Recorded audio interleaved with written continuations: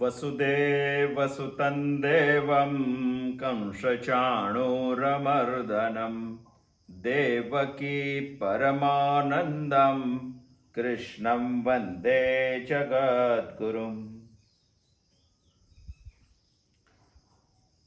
શ્રી કૃષ્ણ પરમાત્મા આત્મ સ્વરૂપનું વર્ણન કરી રહેલા છે. શ્રીમદ ભગવદ્ ગીતામાં આત્મ સ્વરૂપના વર્ણનનું પ્રયોજન એટલા માટે આવ્યું છે કે અર્જુન 5000 વર્ષ પહેલા શોક સંવિઘ્ન થયો યુદ્ધના મેદાનમાં, અને આજનો અર્જુન પણ જીવન સંગ્રામમાં શોક સંવિઘ્ન છે જ. અને શોક સંવિઘ્નતાને દૂર કરવા માટે એક જ રસ્તો છે સમ્યક જ્ઞાન. સમ્યક જ્ઞાન એટલે સત્ય જ્ઞાન, શ્રેષ્ઠ જ્ઞાન. અને સમ્યક જ્ઞાન આ દુનિયામાં જો કોઈ હોય તો આત્મજ્ઞાન છે.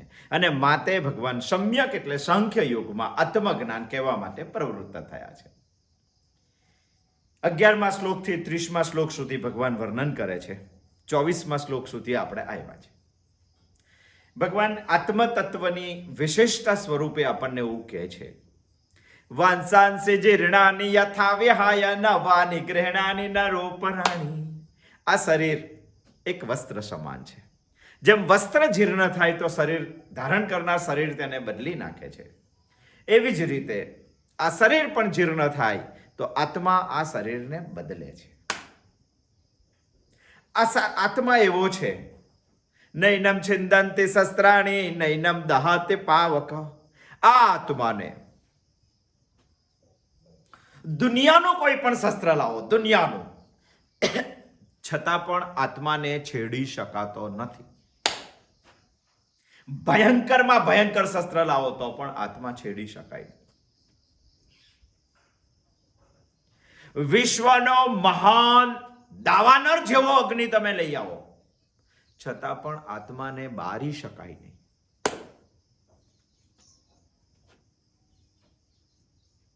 સાત સમુદ્રનું પાણી ભેગું કરી દો, 1/4 પૃથ્વી અને 3/4 પાણી એવું કહે છે જેવું. એ 3/4 પાણીને ભેગું કરો તો પણ આત્મા ભીંજાય નહીં. અને દુનિયાનું સૌથી મોટું વાવાઝોડું લઈ આવો, સૌથી વધારે સ્પીડમાં પવન લઈ આવો, છતાં પણ આત્મા સુકાય નહીં. ભગવાન આ શ્લોક દ્વારા આપણને એવું કહેવા માંગે છે કે આત્મા એક એવું અસ્તિત્વ છે જેને દુનિયાના 5 મહાભૂતોને તમે ભેગા કરો તો પણ તેનું કંઈ બગાડી શકતા નથી. અને આટલી જો ખબર પડી જાય તો માણસને શ્રદ્ધા બેસવી જોઈએ કે આ દુનિયાના સામાન્ય ભૂતો તો આત્માનું કંઈ જ બગાડી શકવાના નથી. આ મહાભૂતો, અને તે પણ 5 જ મહાભૂતો છે, 5 મહાભૂતો ભેગા થાય છતાં પણ આત્માનું તસું માત્ર જો ના બગાડી શકતા હોય તો આ જગતનું ભૂત આત્માનું શું બગાડી શકે? કંઈ બગાડી શકતા નથી, કારણ કે આત્મા સૂક્ષ્મ છે. આમ તો મહાભૂતો, 4 મહાભૂતોનું કારણ છે આકાશ. કાર્ય સ્વરૂપ 4 મહાભૂતો ભેગા થાય તો પણ આકાશનું કંઈ બગાડી શકતા નથી, કારણ સ્વરૂપ આકાશનું. તો આ 5 કરતા બી સૂક્ષ્મ છે એવા આત્માનું 5 ભેગા થાય તો પણ કંઈ બગાડી શકતા નથી. આત્મા સૂક્ષ્માતિ સૂક્ષ્મ છે. અણોરણિયાન મહતો મહિયાન. આત્મા સર્વવ્યાપક છે. અને આ સમજાવવા માટે જ ભગવાન આ શ્લોકો કહેવા માટે આપણને પ્રવૃત્ત થયા છે. આ જ છે સમ્યક જ્ઞાન, અને સમ્યક જ્ઞાન જ છે શોક નિવૃત્તિનું કારણ. તો મને સમ્યક જ્ઞાન જોઈએ. શ્રીમદ ભગવદ્ ગીતામાં 2જા અધ્યાયમાં ભગવાન એટલા જ માટે પ્રવૃત્ત થયા છે. આ મુદ્દા ઉપર જ આખી ગીતા ચાલવાની છે. ભગવાને શરૂઆતમાં આખી ગીતાને સંક્ષિપ્તમાં કહેવાની હોય તો 2જો અધ્યાય ભગવાને એના માટે કીધો છે. હવે પછીના બધા જ અધ્યાયો શ્રીમદ ભગવદ્ ગીતામાં સંક્ષિપ્તમાં કીધેલી વાતોને વિસ્તૃત સ્વરૂપે રજૂ કરે છે. આત્મા કોઈ વ્યક્તિ કે વસ્તુ નથી. આત્મા એક અસ્તિત્વનું નામ છે. જેમ કે આકાશ આપણે બધું જોઈએ છે, અને આકાશમાં વાદળો આવે છે, ચોમાસામાં આવે વાદળો, આપણને દેખાય છે અને જાય છે તે પણ દેખાય છે અને વર્ષે તે છે તે પણ દેખાય છે. અને સમજો કે એક પણ વાદળ ના હોય તો પણ આકાશ તો છે જ. સમજો કે કોઈ સમુદ્રના કિનારે આપણને બેઠા છે અને એની કોઈ સીમા આપણને દેખાતી નથી, એવો સમુદ્ર જોવા માટે આપણે બેઠા છે. એ સમુદ્રમાં અનંત મોજાઓ આપણને દેખાય છે. આપણે સમજીએ છીએ મોજા એટલે જ સમુદ્ર. આપણે સમજીએ આકાશમાં દોડતું વાદળ એટલે જ સમુદ્ર, એટલે જ આકાશ. એવું નથી હોતું. એ વાદળો ચાલીને ક્યાંક જતા રહે, વરસી જાય તો પણ આકાશ તો છે જ. એ સમુદ્રમાં દેખાતું મોજું જ એટલે સમુદ્ર નથી. એવા અનંત મોજાઓ પ્રતિ ક્ષણે નિર્માણ બી થાય છે અને વિસર્જન પણ થઈ જાય છે. છતાં પણ સમુદ્ર તો છે અને એના ઉપરનું એક પણ મોજું ના હોય છતાં સમુદ્ર તો છે જ. હજુ આપણા મગજમાં ભ્રાંતિ છે, ઘણી બધી ભ્રાંતિઓ છે આપણા મગજમાં. દૂર દેખાતો ઝાંઝવાનું જળ એટલે સમુદ્ર નથી, પાણી નથી. બે રેલવેના પાટા સમાંતર મુંબઈ સુધી જાય, આપણને જતા ભેગા થઈ જાય એટલે ભેગા થતા હશે એવું નથી. એ તો ભ્રાંતિ છે.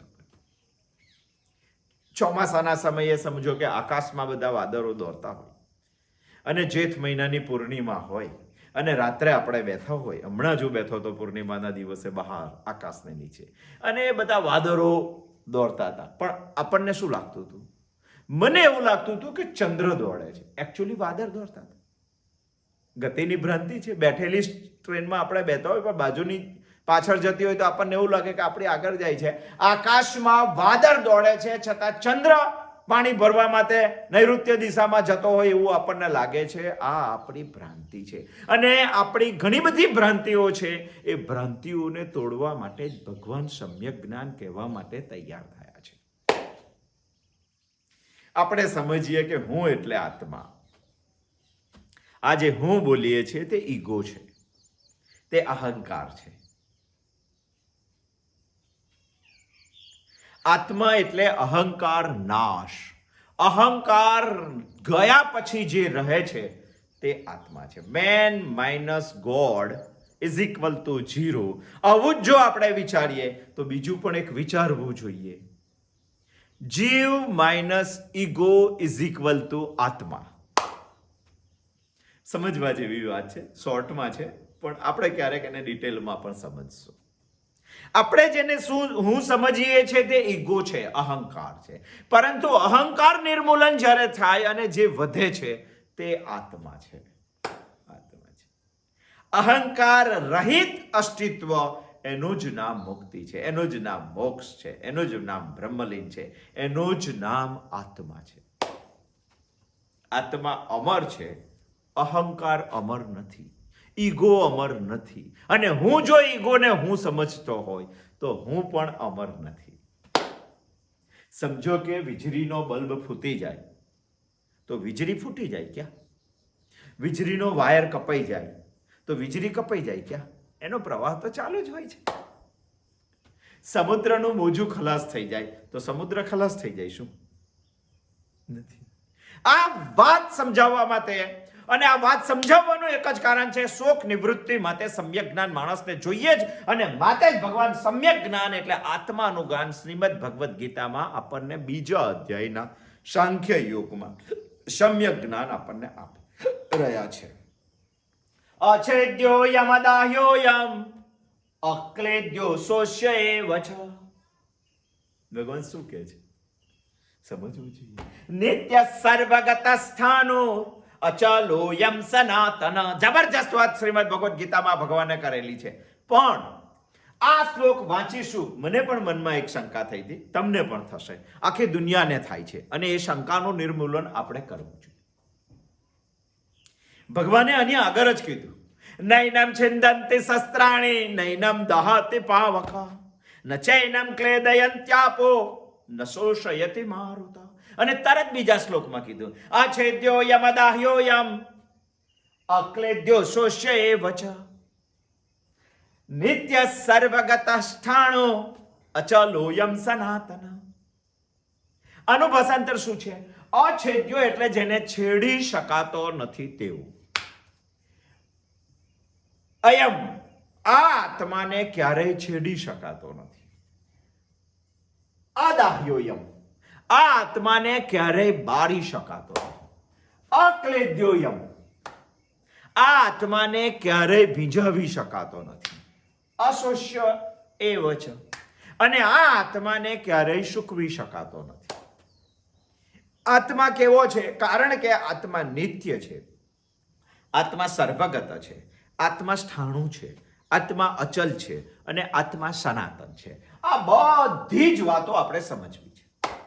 પણ આ બધી વાતો સમજતા પહેલા એક વાત આપણા મગજમાં સ્પષ્ટ થાય તો જ આપણને આત્માને સમજવામાં મજા આવશે, તો જ આપણને આ શ્લોક સમજવામાં પણ મજા આવશે. આ શ્લોક વાંચે, 24મો શ્લોક માણસ વાંચે અને 23મો શ્લોક વાંચે, આ બે શ્લોક વાંચે એટલે તરત મનમાં એક શંકા ઊભી થાય છે કે ભગવાને એકની એક વાતનું પુનરાવર્તન કરેલું છે, વારંવાર કરેલી છે. કારણ કે આગળ જ કીધું, શસ્ત્રોથી આત્મા છેડાયો નથી. નૈનામ છેદંતે શસ્ત્રાણી અને અછેદ્યો, આત્મા ક્યારેય છેડાતો નથી. આ બે તો સરખું જ લાગે. નૈનમ દહાતે પાવક, પાવક ક્યારેય આત્માને બારી શકતો નથી. અને અદાહ્યોયમ, આ આત્મા ક્યારેય બળતો નથી. નચેનમ ક્લેદયંત્યાપો, આપ ક્યારેય પાણીને આત્માને ભીંજવી શકતું નથી. અને અહીંયા કીધું છે અક્લેદ્યોયમ, આ આત્મા તો ભીંજાય તેવો નથી. નચેનમ ક્લેદયંતાપો ન શોષયતિ મારુતા, આ મારુત દુનિયામાં ક્યારેય આત્માને સૂકવી શકતો નથી. અને અહીંયા ભગવાને કીધું કે અશોષ્ય એવ છે, સુકાય તેવો નથી, રિપીટેશન નથી. છે જ. સામાન્ય બુદ્ધિના માણસને પણ લાગે છે કે ભગવાન એકની એક વાત વારંવાર કહે છે, અને એકની એક વાત વારંવાર કહે છે ત્યારે આપણું તેના તરફથી ધ્યાન ઓછું થઈ જાય છે. નિત્ય અજો નિત્ય શાશ્વતોયમ પુરાણો, ભગવાન કહી જ ગયેલા છે. સર્વગતા, સર્વવ્યાપક ભગવાન કહી જ ગયેલા છે. સ્થાણુ અચલ, સ્થાણુ એટલે સ્થિર અને અચલ એટલે જે ચાલવા વાળો નથી, બંને સરખા શબ્દો છે. અને સનાતન, ભગવાન આ બધી જ વાતો કહી ગયેલા છે. તો આટલા 10 શ્લોકમાં, 10 કે 15 શ્લોક ભગવાને હજુ કીધા છે. 14મા શ્લોકમાં એકની એક વાત 3 વાર આવે છે. આવું રિપીટેશન શા માટે? અને જો શાસ્ત્રમાં પુનરાવર્તન આવે તો શાસ્ત્રની દ્રષ્ટિએ તેને દોષ કહેવાય. અને ગીતા એક શાસ્ત્ર છે. બીજું પણ ઘણાના મનમાં શંકા જાગે છે કે એકની એક વારંવાર વાત જો માણસ કરે તો સમજવું કે આની પાસે નવો કોઈ મુદ્દો નથી. એકની એક વાત વારંવાર કરે તો સાંભળવા વાળા લોકોને એવું લાગે કે આ બકવાસ છે. એકની એક વાત વારંવાર આવે તો એવું લાગે કે આનો ટાઈમ જતો નથી, એટલે ટાઈમ પસાર કરવા માટે આ બોલે છે. એકની એક વાત વારંવાર આવે તો શ્રોતાને એવું લાગે કે આ ખોટો વિષયને લંબાવે છે. તો શું આ બધા આક્ષેપો ભગવાનની ગીતા ઉપર લગાડી શકાય? એ તો સાબિત જ છે, એકની એક વાત વારંવાર છે અને 15 શ્લોકમાં જ વારંવાર આવી ગયું છે. હજુ તો 700 શ્લોક ભણવાના છે આપણે. તો આ આક્ષેપ દુનિયાના માણસના મગજમાં, આત્મા માટે કેટલીક ભ્રાંતિઓ છે અને ભ્રાંતિઓ કરવા માટે જ ભગવાન સમ્યક જ્ઞાન કહે છે. પણ આ શ્લોક માટે પણ આપણને કેટલીક ભ્રાંતિઓ છે, એ ભ્રાંતિનું નિર્મૂલન કરવું જોઈએ. આજના ચિંતનમાં આપણે આ એક ભ્રાંતિમાંથી બહાર નીકળવાનો પ્રયત્ન કરશું, પછી આ શ્લોકને સમજશું. અછેદ્યો યમદાહ્યો યમ અક્લેદ્યો સોષ્યેવ ચ નિત્ય સર્વગત સ્થાણો અચલો યમ સનાતન. જબરજસ્ત સમજવા જેવો શ્લોક છે. પણ પ્રથમ આપણે એવું સમજવું કે ભગવાને આ શ્લોક પુનરાવર્તન કરીને શું શ્રીમદ ભગવત જેવા શાસ્ત્રમાં દોષ લાવેલા છે? શું ભગવાન પાસે આગળ કોઈ મુદ્દો નથી એટલે વારે વારે આ વાત કરે છે? શું ભગવાન ખોટી રીતે શ્રીમદ ભગવદ ગીતાને લંબાવવા માંગે છે એટલે એકની એક વાત વારંવાર કરે છે? ભગવાનને ટાઈમ પાસ કરવો છે કે ભગવાનને ગોળ વાત કરીને આપણને ગૂંચવવા છે? શું છે? ગીતાને લંબાવવી છે? કે શું ભગવાનનો આ બકવાસ છે? આ વાત તો આપણે સમજવી જ પડે. જો ના સમજીએ તો માણસને શ્રીમદ ભગવદ્ ગીતા ઉપરથી શ્રદ્ધા ઓછી થઈ. જો ના સમજીએ તો એટલા ઇન્ટરેસ્ટથી, એટલા રસથી માણસ આત્મજ્ઞાન ના ભણે. જો ના સમજીએ તો આ શ્લોક માણસને વધારાનો લાગે અને 24મો શ્લોક માણસ કુદાવી દે. શ્રીમદ ભગવદ્ ગીતા એક એવી વસ્તુ છે કે જેમાં એક પણ માત્રા શબ્દ બોલું છું, અક્ષર નથી બોલતો, એક પણ માત્રા કે અનુસ્વાર જેવું તપકું પણ વિશેષ વધારાનું નથી. સોની જેમ સોનું જોખે છે ત્યારે પોતાનું ત્રાજવું કાચની પેટીમાં હોય છે. શા માટે? પવન પણ તેના વજનને ડિસ્ટર્બ ના કરી શકે. ભગવાને ત્રાજવે તોલીને આપણને શ્લોકો કીધા છે. એક શબ્દની વાત ના કરો, એક અક્ષરની વાત ના કરો, એક માત્રાની વાત ના કરો, એક અનુસ્વાર પણ શ્રીમદ ભગવદ્ ગીતામાં પુનરાવર્તન કરીને વધારાનું મૂકેલું નથી. શ્રીમદ ભગવદ્ ગીતા બકવાસ કેવી રીતે હોય છે? શ્રીમદ ભગવદ્ ગીતાને દોષ કેવી રીતે લાગે? શ્રીમદ ભગવદ્ ગીતા કહેવા માટે શું ભગવાન પાસે કોઈ નવો મુદ્દો નથી? ભગવાન કોઈ વિશેષ વાત સમજાવવા માંગે છે, માટે જ આપણે આજે પુનરાવર્તન શબ્દને સમજવું. શું પુનરાવર્તન કરવું એટલે બકવાસ છે? ના. શું પુનરાવર્તન કરવું એટલે મુદ્દા નથી? ના. શું પુનરાવર્તન કરવું એટલે લંબાણ છે? ના. શું પુનરાવર્તન કરવું એટલે આપણને ઉલઝણમાં નાખવા છે? ના. આ ના ના ના તો છે શું? આપણે સમજીએ. વન બાય વન મુદ્દા આપણે સમજશું. આજે આપણે 8 મુદ્દા સમજશું. એમાંનો એક પહેલો મુદ્દો આપણે સમજીએ. શ્રીમદ ભગવદ્ ગીતામાં પુનરાવર્તન શા માટે? અને પુનરાવર્તન હોવા છતાં બકવાસ નથી, પુનરાવર્તન હોવા છતાં મુદ્દા નથી એવું નથી, પુનરાવર્તન હોવા છતાં એક પણ ઉલઝણમાં આપણે પડવાની જરૂર નથી, અને પુનરાવર્તન હોવા છતાં શ્રીમદ ભગવદ્ ગીતાનું કોઈ લંબાણ કરવા માટે ભગવાનનો ઉદ્દેશ નથી. પુનરાવર્તન કરવું એ ભગવાનની ભૂલ નથી, બહુ જ નિશ્ચિત છે, બહુ સમજણપૂર્વકનું છે, અને આ વાત આપણે સમજવી છે. દુનિયાનો કોઈ પણ માણસ સામાન્ય બુદ્ધિનો પણ કહી દે કે 23 અને 24 બે શ્લોકો પુનરાવર્તન છે, પણ શા માટે પુનરાવર્તન છે એ સમજશું તો આપણા મગજમાંથી પણ આ ભ્રાંતિ નીકળી જાય. પહેલું જો વિચારીએ, એક વસ્તુ આપણા મગજમાં સ્થિર થવી જોઈએ કે ગીતાનો જે ગાનાર છે એ તમારે મારી જેવો નથી. સૃષ્ટિ જેને ઉત્પન્ન કરી છે, સૃષ્ટિ જેને ચલાવવાની છે, અને સૃષ્ટિનું જેને નિર્મૂલન કરવું હોય તો પણ તે કરી શકે છે. જીઓડી, જનરેટર, ઓપરેટર અને ડિસ્ટ્રોયર, બ્રહ્મા, વિષ્ણુ અને મહેશ, આ ત્રણેય શક્તિ જેમાં એકમાં જ છે. આ તત્વએ, આ અસ્તિત્વએ શ્રીમદ ભગવદ્ ગીતા આપણને કહેલી છે. જો અસ્તિત્વ આપણને કે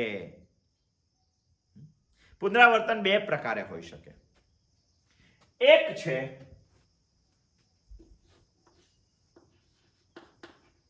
શબ્દતઃ પુનરાવર્તન અને બીજું છે અર્થતઃ પુનરાવર્તન. શબ્દતઃ પુનરાવર્તનમાં બેઠા ને બેઠા શબ્દો આવી જાય. અર્થતઃ પુનરાવર્તનમાં બેઠા ને બેઠા શબ્દો ના આવે, પણ એનો અર્થ જ આવે. અને આવું બંને પુનરાવર્તન આપણને થતું લાગે છે. અહીંયા આ બંને પુનરાવર્તનો ગીતાના ગાનારે કરેલા નથી, કારણ કે ગીતાનો ગાનાર વસુદેવનો સૂત કૃષ્ણ નથી. ગીતાનો ગાનાર અર્જુનનો સારથી કૃષ્ણ નથી. ગીતાનો ગાનાર પાંડવના પક્ષે ઉભેલો કૃષ્ણ નથી. ગીતાનો ગાનાર સુદામાનો મિત્ર કૃષ્ણ નથી. ગીતાનો ગાનાર ગાયોને ચરાવનાર કૃષ્ણ નથી. ગોપી જેના પાછળ ગાંધી બને છે, રાધા જેના પાછળ ઘેલી બને છે, આ કૃષ્ણ ગીતાનો ગાનાર નથી. આ મગજમાંથી ભ્રાંતિ પહેલી કાઢી નાખવી જોઈએ. અને એ જો હોય તો તમને આ પુનરાવર્તન લાગશે, અને પુનરાવર્તન લાગશે તો આત્મજ્ઞાન સમજવું તમારા માટે દુષ્કર છે. નહીં સમજી શકો. મગજમાં એક વાત પહેલી સ્થિર કરવી પડશે, ગીતાનો ગાનાર ભગવાન છે, અને ભગવાન ક્યારેય અર્થતઃ પુનરાવર્તી અને શબ્દતઃ પુનરાવર્તી ક્યારેય ના કરી શકે. આ એક વાત સ્પષ્ટ થવી જોઈએ. બીજી પણ એક વાત છે,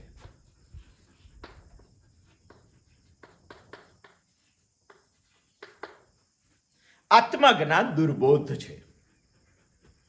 દુર્ગમ શબ્દ આપણે વાપરીએ ને એવો દુર્બોધ શબ્દ છે. આપણે સમજવાના છે આ શ્લોકને. આ શ્લોકને સમજતા પડતા પહેલા કેટલું ઝાડું મારવું પડે એવું છે, સફાઈ કરી લઈએ પછી એ શ્લોકને સમજ, બહુ મજા આવશે. આત્મજ્ઞાન દુર્બોધ છે, સમ્યક જ્ઞાન દુર્બોધ છે. દુર્બોધ શબ્દ એટલા માટે વપરાય. દુર્ગમ શબ્દ કેમ વાપરીએ? આ વસ્તુ મને બહુ જ દુર્ગમ છે, મુશ્કેલ છે. દુર્બોધનો અર્થ થાય છે સમજવું મુશ્કેલ છે. સમજી ના શકાય એવું નથી, પણ આત્મજ્ઞાન સમજવું મુશ્કેલ છે. અને મુશ્કેલ વાત જ્યારે પણ સમજવાની હોય ત્યારે તેમાં તાતી જરૂરિયાત છે પુનરાવર્તનની. જોઈએ જ, એના વગર તમે ના સમજી શકો. કોઈ પણ અઘરી વાત સમજાવવાની હોય, આ ક્યાં સમજાય છે આપણને એક વખત કહીને આત્મજ્ઞાન? એટલે તો પુનરાવર્તન ભગવાન કરે છે. એક વાત મગજમાં સ્થિર રાખવાની કે આત્મજ્ઞાન સમજવું દુનિયાના પ્રત્યેક માણસ પાસે સુલભ નથી, દુર્લભ, દુર્બોધ છે, સુબોધ નથી. અને હોય તો એમાં પુનરાવર્તન જરૂરી છે. એક એક્ઝામ્પલ લઈએ આપણે. આ 5 મહાભૂતો છે કે નહીં, અને 5 મહાભૂતોને આપણે સમજી શકીએ છીએ ક્યાં? પૃથ્વી, જળ, તેજ, વાયુ, આકાશ. આ 5 ને પૂર્ણ સમજી શકીએ છીએ કે નહીં? નથી સમજી શકતા. આ પણ દુર્બોધ છે. પૃથ્વીને સમજવા, પૃથ્વીને આપણે આખી સમજી શકીએ છીએ? નથી સમજી. આપણે જે વસ્તુ સમજવાનો પ્રયત્ન કરીએ છીએ તે આપણી ઇન્દ્રિયોથી પ્રયત્ન કરીએ છીએ. અચ્છા, પૃથ્વીને સમજવા માટે અને કોઈ પણ દુર્બોધ વસ્તુ હોય તો 5 ઇન્દ્રિયો કામે લગાડીએ તો કદાચ સમજાય, બાકી ના પણ સમજાય.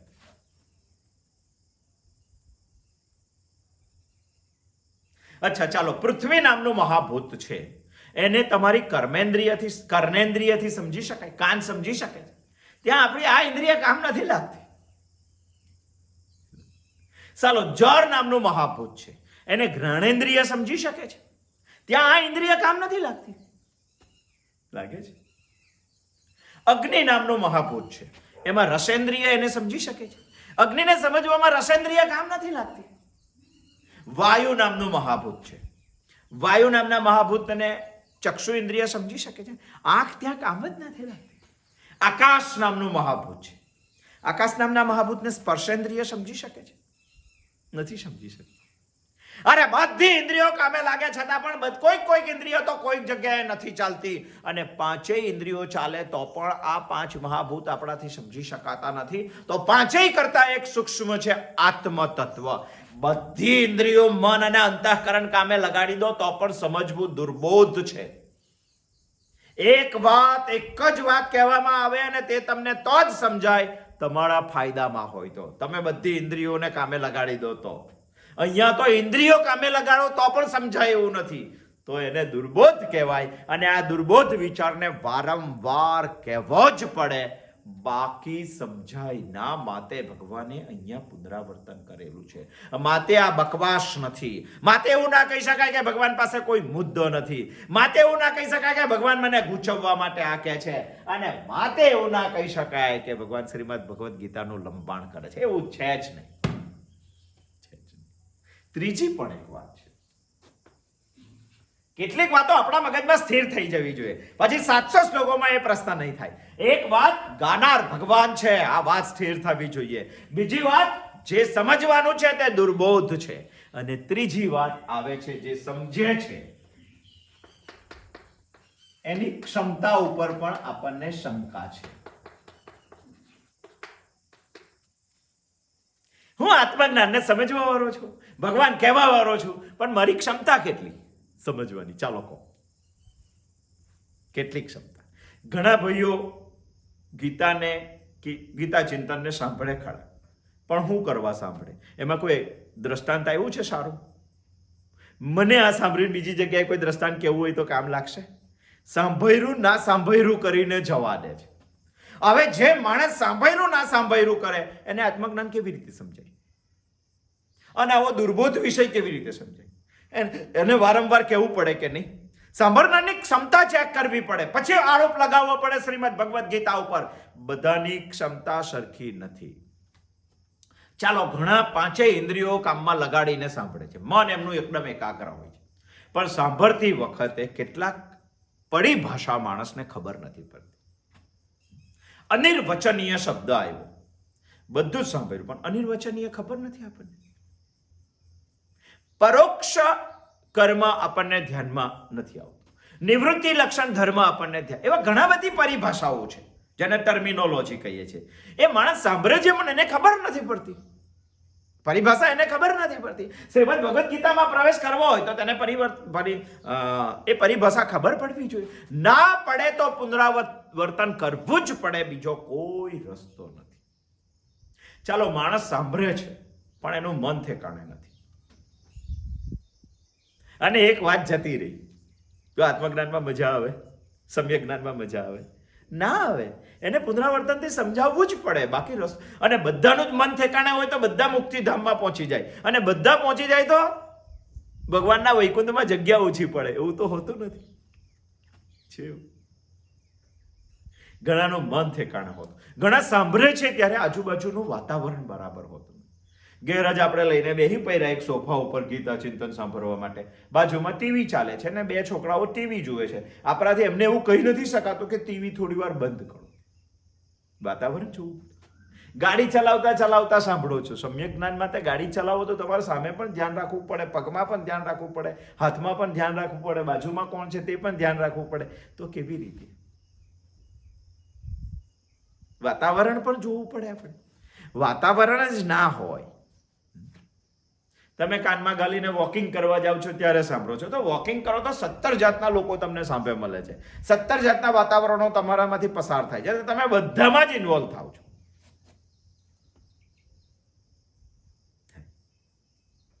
સચ્ચા. અચ્છા, આપણે સમજીએ છીએ સાંભળનારની ક્ષમતા, એના ઉપર શંકા છે. ચાલો, આપણે બહુ ધ્યાનથી સાંભળીએ છીએ, મન પણ લગાડી દીધું છે, ઇન્દ્રિયો પણ છે, પણ બીજો ભાઈ આપણને અડપલા કરે છે, તો શું કરવું? આ બધી જ મર્યાદાઓને ધ્યાનમાં રાખીને એકની એક વાત વારંવાર કરવી જ પડે. અરે, બોલનાર માણસે પણ પોતાના વક્તવ્યમાં એકની એક વાત વારંવાર કરવી જ પડે છે. જો તમે ચૂકી ગયા તો બીજી વખત તમે પકડી લો. અરે, સામાન્ય માણસ પણ એકની એક વાત પુનરાવર્તિત કરતો હોય તો આ તો ભગવાન છે અને આત્મજ્ઞાન જેવો વિષય છે. આ સમ્યક જ્ઞાન માટે પુનરાવર્તન આવે જ, બીજો કોઈ રસ્તો નથી તેના માટે. તમને હોય તો બતાવો મને. પુનરાવર્તન શ્રીમદ ભગવદ્ ગીતામાં છે જ, પણ પુનરાવર્તન શબ્દતઃ પણ છે અને અર્થતઃ પણ છે. પરંતુ શ્રીમદ ભગવદ્ ગીતાને પુનરાવર્તનનો શાસ્ત્ર હોવા છતાં દોષ નથી લાગતો. એક જોયું ગાનાર ભગવાન છે, બીજું જોયું જે સમજવાનું છે તે સમ્યક જ્ઞાન દુર્બોધ છે, અને ત્રીજું જોયું એની સામે હું જે સમજવા વાળો છું તે કેવો છે. ચોથી પણ એક વાત ધ્યાનમાં રાખવી પડે.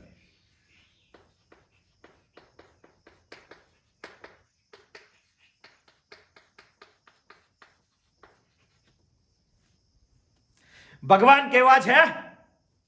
અર્જુનના ગુરુ નથી, યુધિષ્ઠિરના સંબંધી નથી, કુંતાના ભત્રીજા નથી, ભીષ્મને ધ્યાનમાં રાખે એવા જ ખાલી ભગવાન નથી. ભગવાન તો જગતના ગુરુ છે, અને જગતનો ગુરુ શ્રીમદ ભગવદ્ ગીતા કહી રહેલો છે. ગીતા સાંભળતી વખતે માણસે આ વસ્તુ ધ્યાનમાં રાખવી જોઈએ. અને ભગવાન જ્યારે જગતના ગુરુ હોય ત્યારે ભગવાનના ધ્યાનમાં 5000 વર્ષ પહેલાનો ખાલી અર્જુન નથી, હજારો વર્ષ પછી આવનાર અર્જુન પણ ભગવાનના ધ્યાનમાં છે. હું પણ ભગવાનના ધ્યાનમાં છું. આને ખબર છે ભગવાનને કે અર્જુન જેવો એકનિષ્ઠ વ્યક્તિ યુદ્ધના મેદાનમાં પણ એકાગ્ર થઈ શ્રીમદ ભગવદ્ ગીતા સમજી શકે છે. પરંતુ આવનાર અર્જુન એકલો જંગલમાં જઈને સાંભળશે તો પણ શ્રીમદ ભગવદ્ ગીતા એને સમજવી દુર્બોધ છે. એ સમજીને જ જગતનો ગુરુ, જો જગતનો ગુરુ હોય તો સમ્યક જ્ઞાન આપણને સમજાવવા માંગે છે. દુનિયાના અંતિમ માણસને સમ્યક જ્ઞાન સમજાવવા માંગે છે.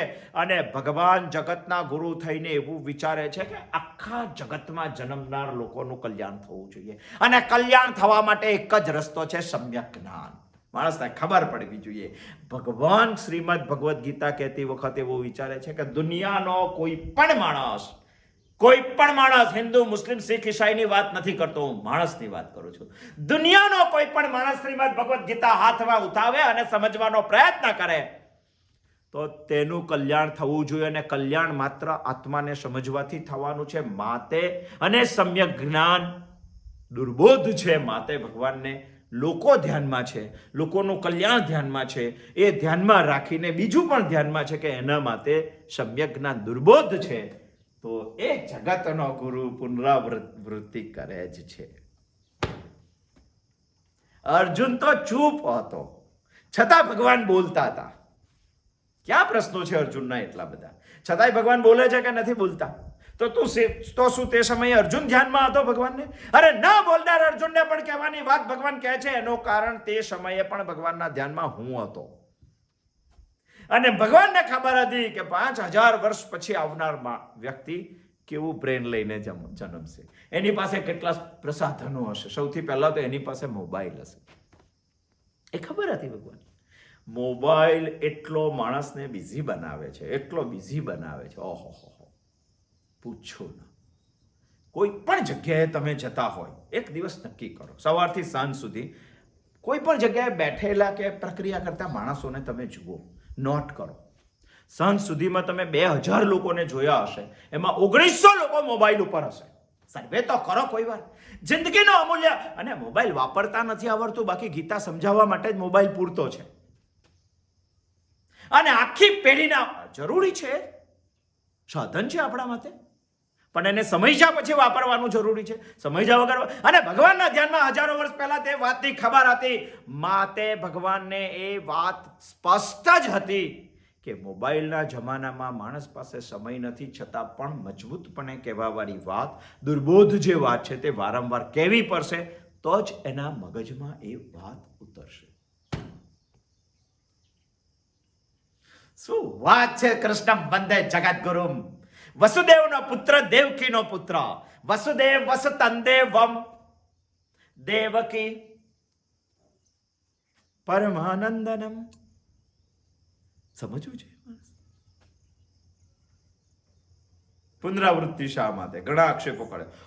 ગીતામાં તો એકની એક વાત વારંવાર છે, બકવાસ છે, મુદ્દા નથી ભગવાન પાસે. ગીતા લાંબી કરવા માટે કીધેલું છે. અર્જુન બોલતો નથી એનો મતલબ એવું થોડું કે ભગવાનને બોલ્યા જ કરવાનું, આપણને ગુચવવા માટે ભગવાન. આમાંની એક પણ વાત ભગવાને કરેલી નથી. તે માણસના મનમાં સ્પષ્ટ થવી જોઈએ, તો જ શ્રીમદ ભગવદ ગીતા તેની સાથે માં બનીને બોલશે અને તેનો વિકાસ થશે.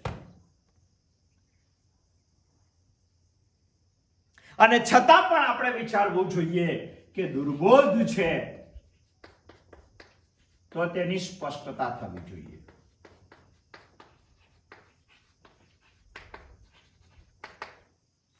પુનરાવૃત્તિ શા માટે?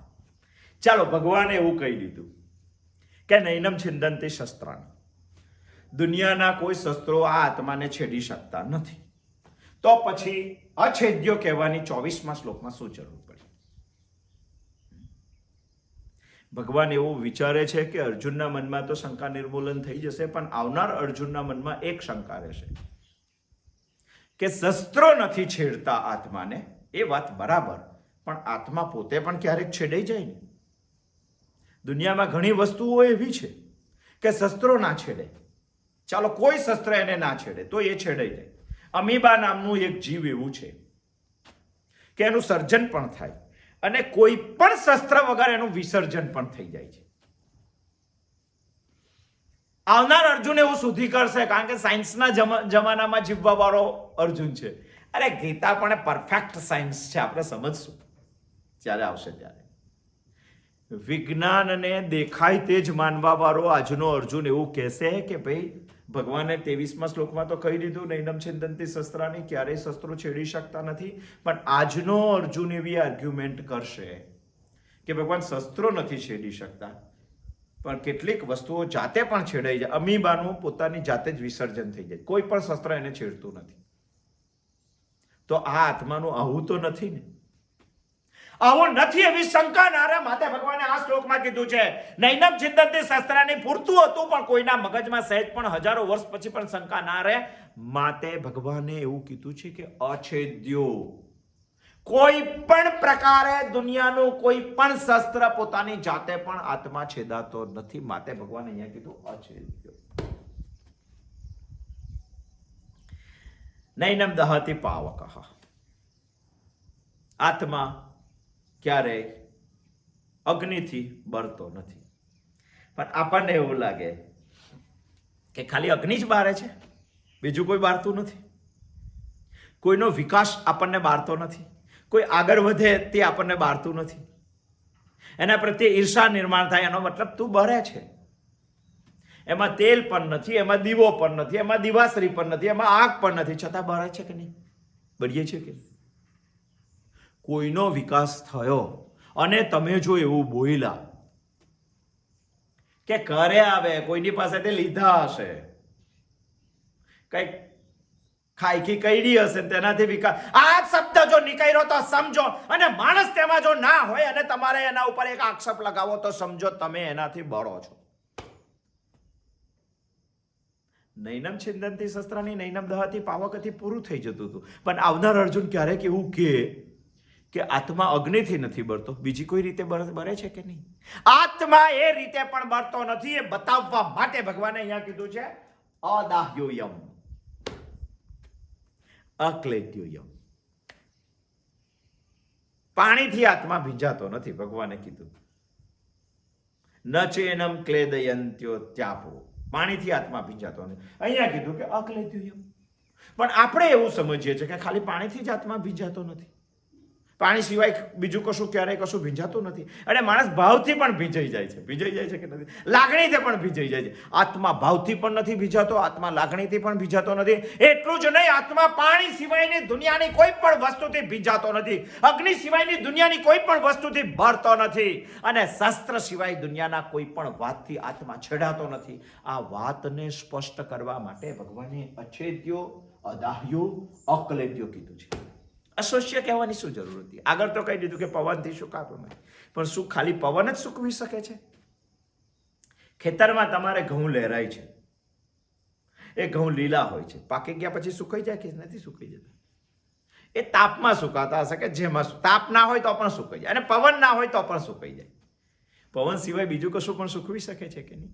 માણસને એવો પ્રશ્ન ના થાય કે પવન સિવાય બીજું કંઈ આત્માને સૂકવી શકે છે? ના, આત્મા દુનિયાની કોઈ વસ્તુથી સુકાતો નથી. અશોષ્યયમ.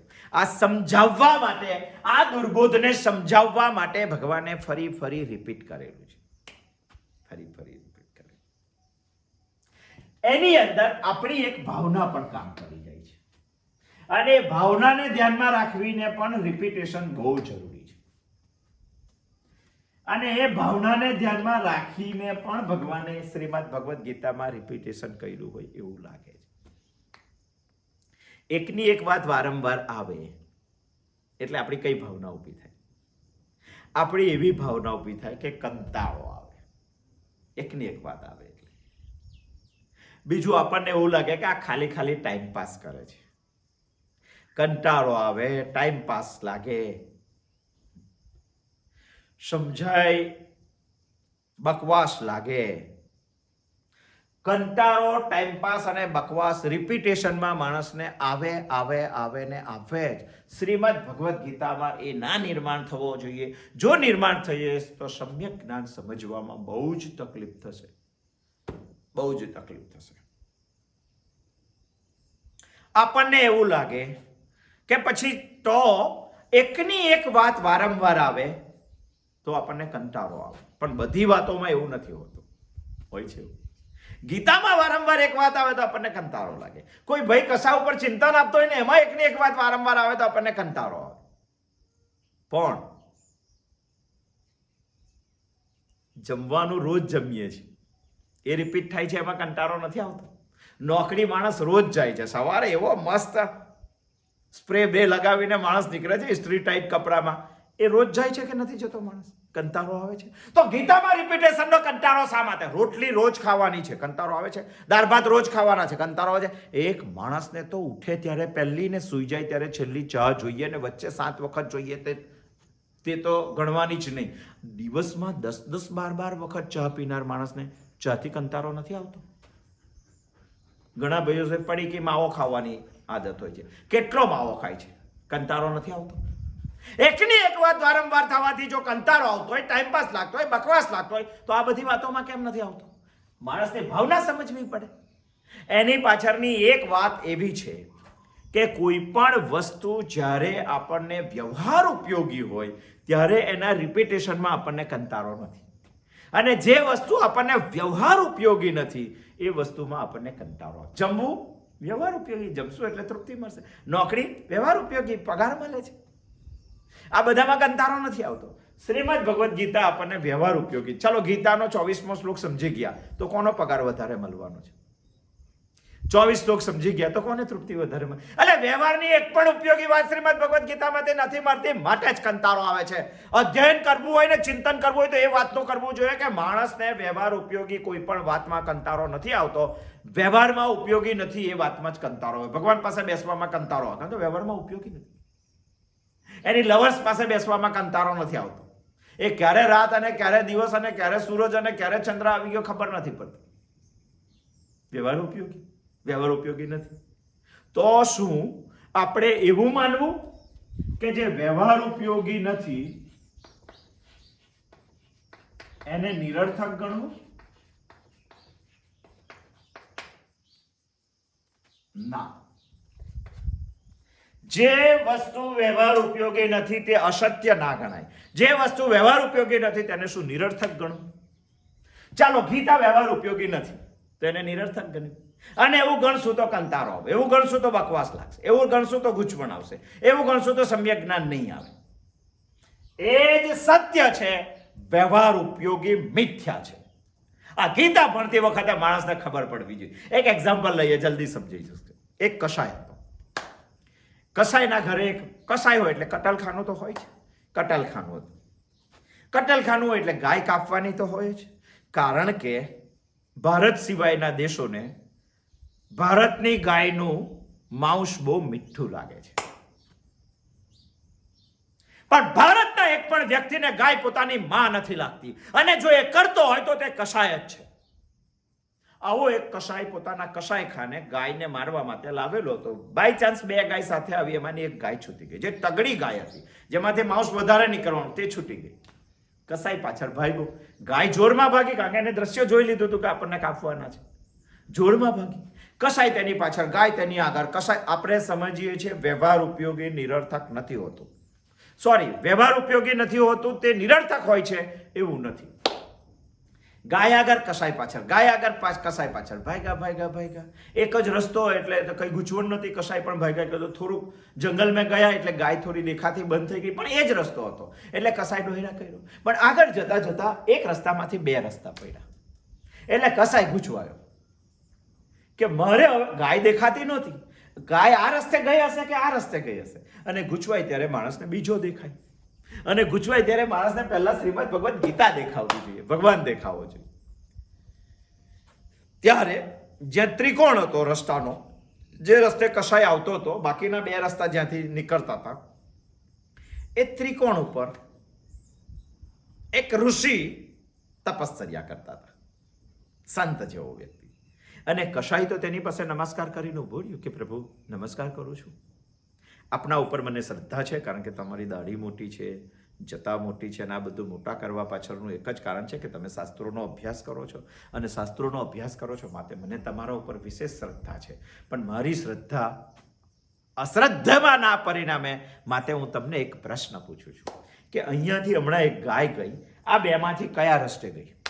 ચાલો કહો. ઋષિ શું જવાબ આપે? ઋષિ જો સાચો જવાબ આપે તો તેને બ્રહ્મ હત્યાનું પાપ લાગે, કારણ કે ગાય મળી જાય પેલાને, અને ગૌ હત્યાનું પાપ લાગે. અને ઋષિ જો જુઠ્ઠો જવાબ આપે તો તેને શ્રદ્ધા તોડવાનું પાપ લાગે, કારણ કે એ માણસને ઋષિ ઉપર શ્રદ્ધા છે, અને જુઠ્ઠું કે તો કસાઈની શ્રદ્ધા તો, અરે કસાઈ જે હોય તે, કાલે એનો ઉદ્ધાર થશે, કાલે એને સાચી વાત સમજાશે, પણ એને ઋષિ પર શ્રદ્ધા તો બતાવી, અને શ્રદ્ધા બતાવીને તો પ્રશ્ન પૂછ્યો, અને ઋષિ જો એને જુઠ્ઠો જવાબ આપે તો ઋષિ પરની શ્રદ્ધા ઉઠી જાય, અને ઉઠી જાય પછી ક્યારેય ઋષિ ઉપર શ્રદ્ધા ના બેસે. સાચો ઋષિ બનીને ભગવાન આવે તો પણ તેના ઉપર શ્રદ્ધા ના બેસે. હવે ઋષિ એ શું કરે? ચાલો કહો.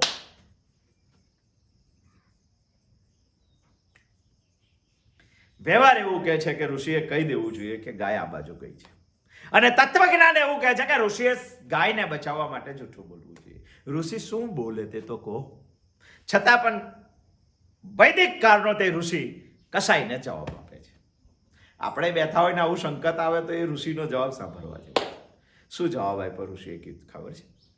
ઋષિએ જવાબ આપ્યો કે પ્રભુ તમારી વાત બી સાચી છે, કસાઈને કહે છે, કારણ કે એને તો બધામાં ભગવાન દેખાય છે. તમારી વાત પણ સાચી છે, પરંતુ જેને જોયું છે તે બોલી શકતું નથી, અને જે બોલી શકે છે તે જોઈ શકતું નથી, અને બંનેને ભેગા કરવા વાળું અત્યારે રહ્યું નથી. શું જવાબ આપે? ચાલો આપણને એવું લાગે કે આ ઋષિનો જવાબ સાચો છે કે ખોટો છે?